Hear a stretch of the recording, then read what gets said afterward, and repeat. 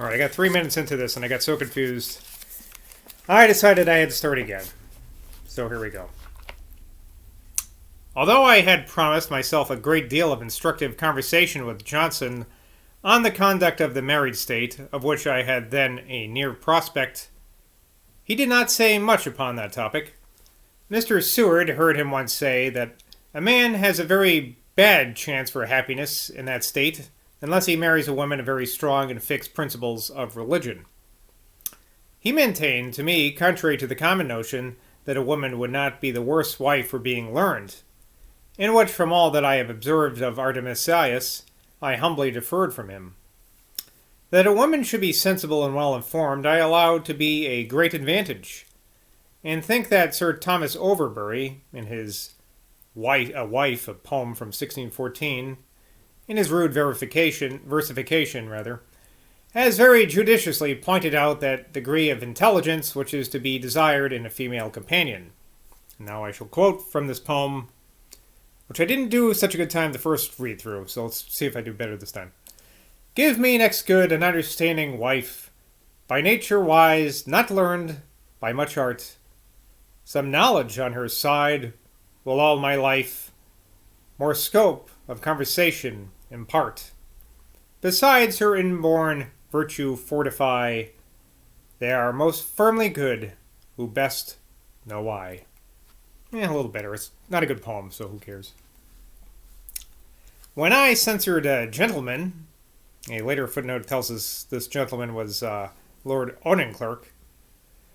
When I censured a gentleman of my acquaintance for marrying a second time, as it showed a disregard of his first wife, he said, "Not at all, sir. On the contrary, were he not to marry again," this is Johnson talking about Lord Auchinleck, "it might be concluded that his first wife had given him a disgust to marriage.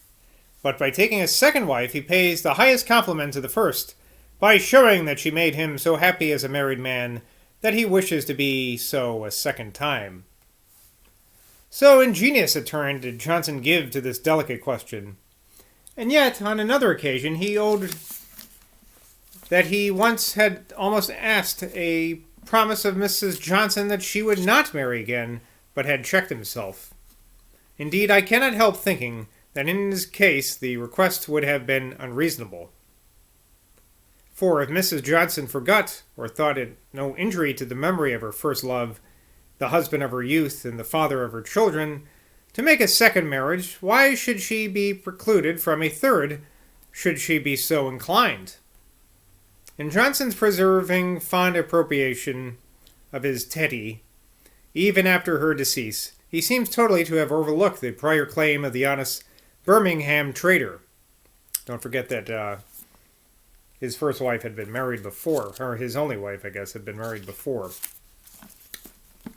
I presume that her having been married before had at times given him some uneasiness, for I remember him observing upon the marriage of one of our common friends, a later footnote tells us this friend is Langton, quote, "He has done a very foolish thing, sir. He has married a widow when he might have had a maid." Okay, that's better. I was very confused last time I was reading through this.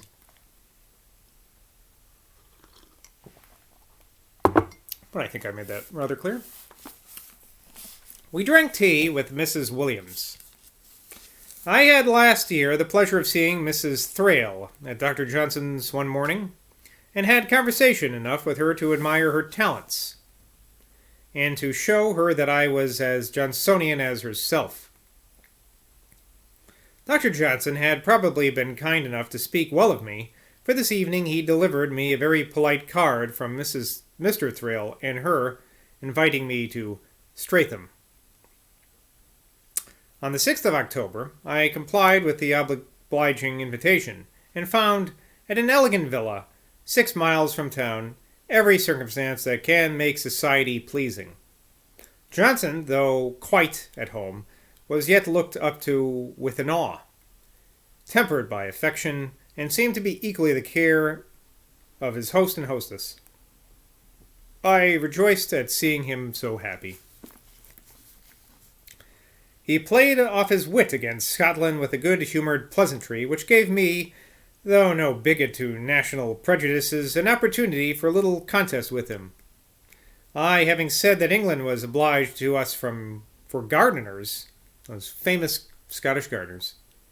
Just think of Willie on The Simpsons, right? Almost all their good gardeners being Scotchmen. Johnson said, "Why, sir, that is because gardening is much more necessary amongst you than with us, which makes so many of your people learn it. It is all gardening with you. Things which grow wild here must be cultivated with great care in Scotland. Pray now," throwing himself back in his chair and laughing, "pray now, are you ever able to bring the slow to perfection?" I boasted that we had the honor of being the first to abolish the inhospitable, troublesome, and ungracious custom of giving veils to servants. Johnson said, "Sir, you abolished veils because you were too poor to be able to give them." Mrs. Thrale disputed with him on the merit of Prior. He attacked him powerfully. This is Prior, capital P, so it's a person. Johnson attacked him powerfully, said he wrote of love like a man who had never felt it. His love verses were college verses, and he repeated the song, "Alexis shunned his fellow swains," etc., in so ludicrous a manner as to make us all wonder how anyone could have been pleased with such a fantastical stuff.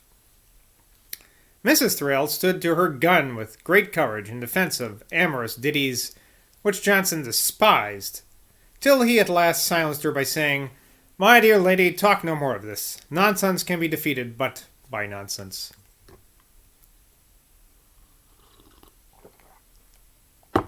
Mrs. Thrale then praised Garrick's talents for light, gay poetry, and as a specimen repeated his song in Florenzo and Perdita, and dwelt with peculiar pleasure on this line, "I'd smile with the simple and feed with the poor." Johnson said, "Nay, my dear lady, this will never do. Poor David. Smile with the simple? What folly is that? And who would feed with the poor that can help it? No, no, let me smile with the wise and feed with the rich." I repeated this sally to Garrick, and wondered to find his sensibility as a writer not a little irritated by it. To soothe him, I observed that Johnson spared none of us, and I quoted the passage in Horace in which he compares one who attacks his friends for the sake of a laugh to a pushing ox that is marked by a bunch of hay put upon his horns. Fonem habet in corno. He carries hay on his horses. "Aye," said Garrick vehemently, "he has a whole mow of it." Talking of history, Johnson said, "We may know historical facts to be true, as we may know facts in common life to be true. Motives are generally unknown. We cannot trust to the characters we find in history, unless when they are drawn by those who knew the persons, as those, for instance, by Sallust and by Lord Clarendon." He would not allow much merit to Whitefield's oratory. "His popularity, sir," said he, "is chiefly owing to the peculiarity of his manner. He would be followed by crowds were he to wear a nightcap in the pulpit, or were he to preach from a tree." I know not from what spirit of contradiction he burst out into a violent declaration against the Corsicans, of whose heroism I talked in high terms. "Sir," said Johnson, "what is all this rout about the Corsicans? They have been at war with the Genoese for upwards of 20 years, and have never yet taken their fortified towns. They might have battered down their walls and reduced them to powder in 20 years. They might have pulled the walls in pieces and cracked the stones with their teeth in 20 years. It was in vain to argue with him upon the want of artillery. He was not to be resisted for the moment. On the evening of October 10th, I presented Dr. Johnson to General Paoli. I had generally wished the two men, for whom I had the highest esteem, should meet. They met with a manly ease, mutually conscious of their own abilities and of the abilities of each other. The general spoke Italian and Dr. Johnson English, and understood one another very well, with a little aid of interpretation from me, in which I compared myself to an isthmus which joins two great continents. Upon Johnson's approach, the general said, "From what I have read of your works, sir," I'm not going to do that Italian accent. "From what I have read of your works, sir, and from what Mr. Boswell had told me of you, I have long held you in great veneration." The general talked of languages being formed on the particular notions and manners of a people, without knowing which we cannot know the language.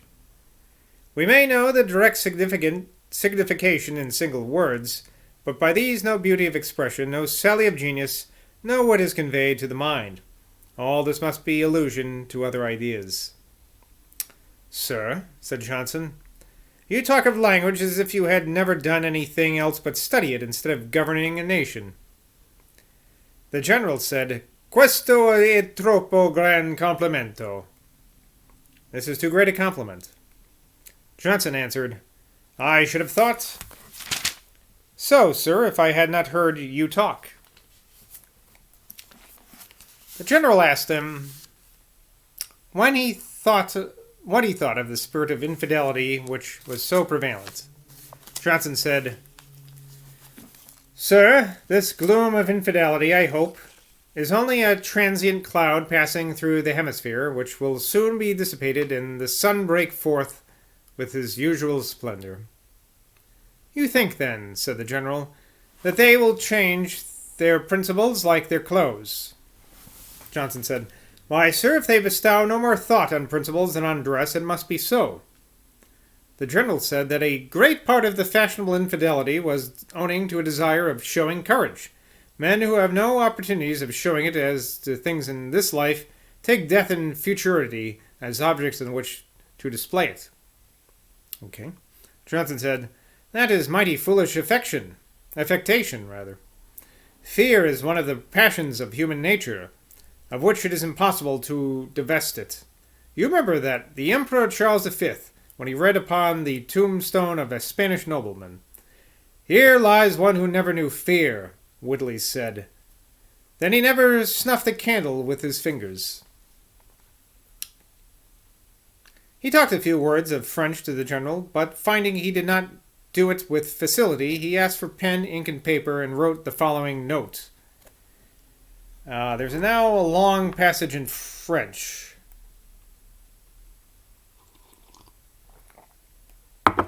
There's no translation of it either, unfortunately.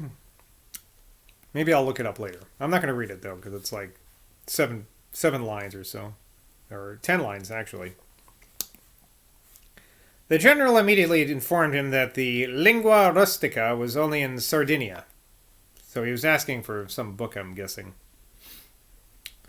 Dr. Johnson went home with me and drank tea till late in the night. He said, General Paoli had the loftiest port of any man he had ever seen. He denied that military men were always the best bred men. Perfect good breeding, he observed, consists in having no particular mark of any profession, but a general elegance of manners, whereas in a military man you can commonly distinguish the brand of a soldier, l'homme d'épée. Dr. Johnson shunned tonight any discussion of the perplexed question of fate and free will, which I attempted to agitate. Sir, said he, we know our will is free, and there's an end of it. He honored me with his company at dinner on the 16th of October at my lodgings in Old Bond Street with Sir Joshua Reynolds, Mr. Garrick, Dr. Goldsmith, Mr. Murphy, Mr. Birkenstaff, and Mr. Thomas Davies. All my favorites. Garrick played around him with a fond vivacity, taking hold of the breast of his coat and, looking up in his face with a lively archness, complimented him on the good health which he seemed then to enjoy, while the sage, shaking his head, beheld him with a gentle complacency. One of the company, not being come at the appointed hour, I proposed, as usual upon such occasions, to order dinner to be served, adding, ought 6 people to be kept waiting for one? Why, yes, answered Johnson with a delicate humanity. "If the one will suffer more by your sitting down than the 6 will do by waiting." That's a good point. I'm going to have to remember that one.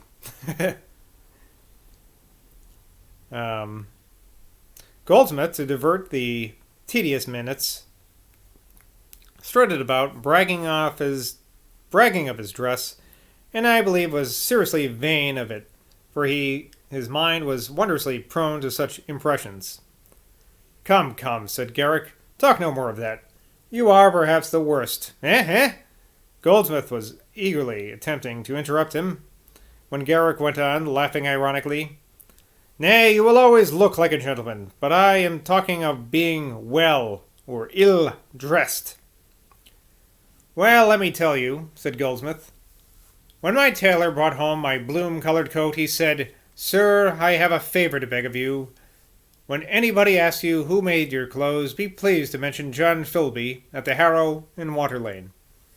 Johnson said, "Why, sir, that was because he knew the strange colour would distract crowds to gaze at it, and thus they might hear of him and see how well he could make a coat even of so absurd a colour." After dinner, our conversation first turned upon Pope. Johnson said his characters of men were admirably drawn, those of women not so well.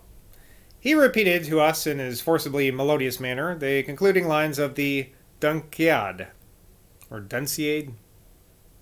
While he was talking loudly in praise of these lines, one of the company, later footnote tells us it's Boswell, talking about himself in the third person again, ventured to say, "Too fine for such a poem. A poem on what?" Johnson, with a disdainful look, said, "Why, on dunces. It was worth while being a dunce then." "Ah, sir, hadst thou lived in those days. It is not worth while being a dunce now, when there are no wits." Berkenstaff observed, as a peculiar circumstance, that Pope's fame was higher when he was alive than it was then. Johnson said his pastorals were poor things, though in the versification of was fine. He told us with high satisfaction the anecdote of Pope's inquiring who was the author of his London, and saying, "He will be soon déterré." He observed that in Dryden's poetry there were passages drawn from a profundity which Pope could never reach. He repeated some fine lines on love by the former, which I have now forgotten, and gave great applause to the character of Zemery. Goldsmith said the Pope's characters of Addison showed a deep knowledge of the human heart. Johnson said that the description of the temple in The Morning Bride was the finest poetical passage he had ever read. He recollected none in Shakespeare equal to it. "But," said Garrick, all alarmed for the god of his idolatry, "we know not the extent and variety of his powers. We are to suppose there are such passages in his works. Shakespeare must not suffer from the badness of our memories." Johnson, diverted by this enthusiastic jealousy, went on with greater ardor. "No, sir, Congreve has nature," smiling on the tragic eagerness of Garrick. But composing himself, he added, "Sir, this is not comparing Congreve on the whole with Shakespeare on the whole, but only maintaining that Congreve has one finer passage than any that can be found in Shakespeare. Sir, a man may have no more than 10 guineas in the world, but he may have those 10 guineas in one piece, and so may have a finer piece than a man who has 10,000 pounds. But then he has only one 10-guinea piece. What I mean is that you can show me no passage where there is simply a description of material objects, without any intermixture of moral notions, which produces such an effect." Mr. Murphy mentioned Shakespeare's description of the night before the Battle of Agincourt, but it was observed it had men in it. Mr. Davies suggested the speech of Juliet, in which she figures herself awakening in the tomb of her ancestors. Someone mentioned the description of Dover Cliff. Johnson said, "No, sir, it should be all precipice, all vacuum. The crows impede your fall. The diminished appearance of the boats and other circumstances are all very good description, but do not impress the mind at once with the horrible idea of immense height. The impression is divided. You pass on by computation from one stage of the tremendous space to another. Had the girl in the Mourning Bride said she could not cast her shoe to the top of one of the pillars in the temple, it would not have aided the idea, but weakened it. Okay, wow. That's it for today. Until next time, bye from Boswell.